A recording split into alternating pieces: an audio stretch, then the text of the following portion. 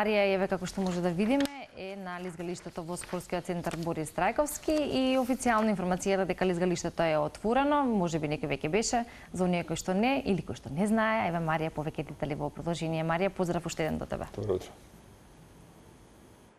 Поздрав и до вас, токму така, веќе претходно и најавивме дека крајот на месец ноември ќе се отвара лизгалиштето во спортскиот центар Борис Трајковски. Денеска најавуваме дека официјално е отворена 29 ноември, веќе 2 недели, скоро 2 недели работи. Просторот зад нас е опремен и е наменет за сите љубители на лезгањето, а може да се напомене и дека оваа сезона има навистина голем интерес, особено кај помладите генерации.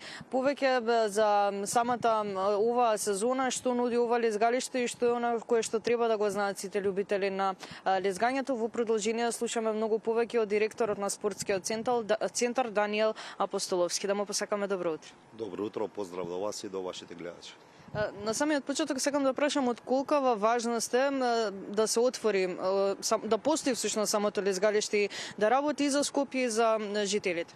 Па добро, видете, за младата популација би рекол секогаш е убаво да имаме ни вакви содржини кои што се невообичаени и несекојдневни, од причина што ете одредени спортови може да се практикуваат во текот на целата година, лизгалиштето е наменето за во зимските денови, така што сметам дека е од навистина голема важност.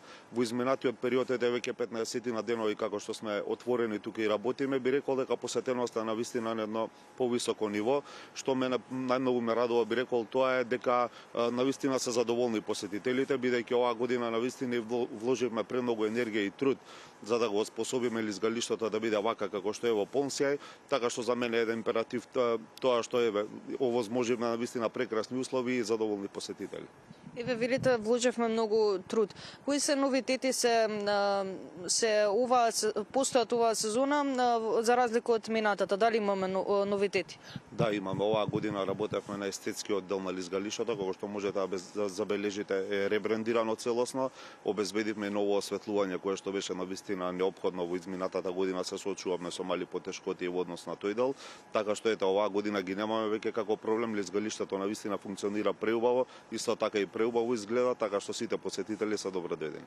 Што е оно кое што треба да го знаеме од безбедносен аспект? Еве ќе ги напоменам оние кои што никогаш не лизгале, кои што се буквално почетници. Што е оно кое што треба да го знаат и дали им препорачувате да дојдат, односно зошто да немаат страв? Па добро, им препорачувам на сите да дојдат, бидејќи навистина нема да се соочат со некој поголем проблем. Тука доаѓаат дечиња можеби од 3-4 годишна возраст, па до оние повозрастни категории над 60 на години, што мене искрено ме радува. За оние кои што се почетници, тука имаме помагала, пингвини кои што се користат за да можат да ги направат првите чекори, би рекол, на мразот, меѓутоа за многу брзо се ослободуваат од нив, така што ете и оваа година нека искористат, барем ова да им биде почетна во низата години кои што ќе го практикуваат лизгалиштето. Лизгалиштето отвора точно во 10 часот наутро. До кога е отворено за сите љубители? Дали можеби посетителите може да дојдат и за време на викендите? Токму така, да, лизгалиштето отвора во 10 часот наутро и работи до 22 часот навечер. Работиме од понеделник до недела, така што и овие зимски денови не оставаме ниту малку тампон простор, би рекол, каде што нема да работиме. Сакаме да бидеме во служба на луѓето кои што го практикуваат и го сагаат овој спорт, така што отворени сме речиси секој ден.